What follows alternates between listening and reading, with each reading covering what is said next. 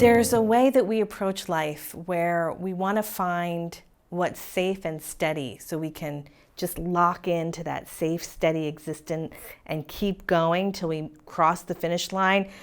I made it through, I'm good. The problem is that the creation doesn't work that way. Things are always changing. Things are always being born or dying, or the unexpected is coming into the picture. And whether our mind has the flexibility to ride that change, enjoy that change, apply itself to the changes, is really determines how happy we are in life. Not whether we get our perfect little life together and we make it all the way, but whether we can actually be creative and flexible and just flow with however the universe moves. In the 29th Pauri of Japji Sahib, Guru Nanak speaks to this. There's a beautiful line. They're all beautiful, but I have to say each line is beautiful. Sanjog vijog dui kar chalave, lekhe ave bag. And it's a beautiful line. Sanjog, jog means union. Sanjog is like the great union, you know, or the togetherness, let's say, when things are together. Vijog means separation. It's kind of the antithesis of the yoga or the union. Okay? So as he does in so much of his poetry, Guru Nanak is giving us the extremes of the polarity. There's sanjog, which is the total union, the experience of union. There's vijog, which is the absolute separation. And then he says dui, both. Kar, work. Chalave is like to walk or go along with.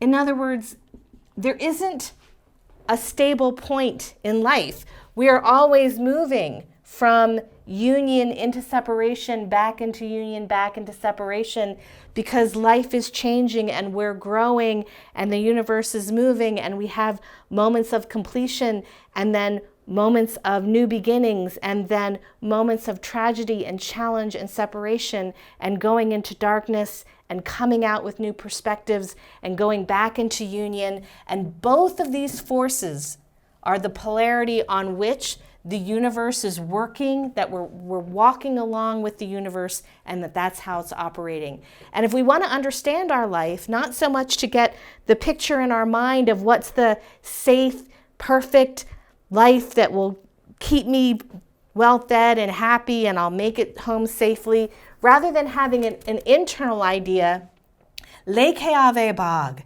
Lekhe is what's written. Bag means fortune or fate. And ave is to come, okay? So Guru Nanak is trying to help us understand that is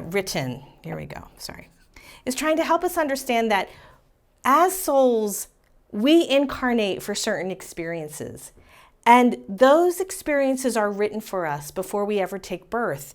And they come to us. And they're based on our what's called the fate or the fortune. And in other lines of Gurbani, this is related to the mustik, what's written on the forehead. What's on our forehead is kind of what we vibrate and what we attract.